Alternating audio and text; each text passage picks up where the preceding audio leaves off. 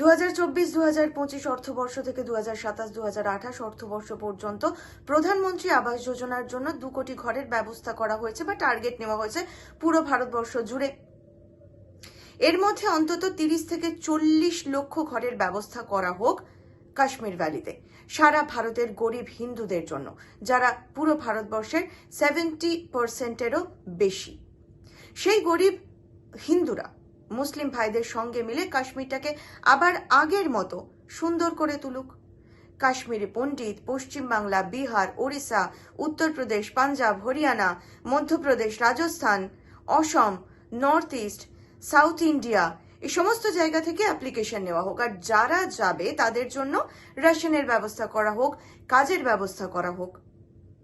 30-40 লক্ষ ঘরের মানে 1.5-2 কোটি মানুষ যারা ওখানে থাকবেন আর কাশ্মীরটাকে কাশ্মীরের মুসলিম ভাইদের সঙ্গে মিলে রক্ষা করবেন। প্রয়োজনে নিজের দেশের জন্য সদা নিয়োজিত প্রাণ থাকবেন। কতদিন বা আর্মি বা প্যারামিলিটারি ফোর্স পাহারা দেবেন বলুন? দেশের একটা ভূখণ্ডকে বাঁচাতে দেশের লোকেরাই তো কাজে আসবে, তাই না?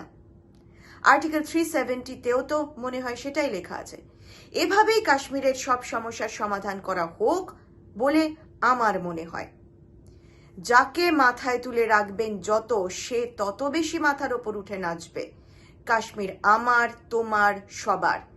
কাশ্মীর সেই সমস্ত জঙ্গির নয় যারা যখন তখন ইনফিল্ট্রেশন করবে, এখানে চলে আসবে আর জনে জনে সামনে পেয়ে গুলি করে মেরে ফেলবে।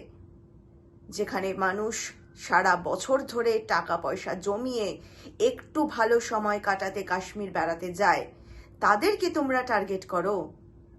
কাশ্মীর কিন্তু তোমাদের নয়, কাশ্মীর আমাদের, ভারতবাসীর।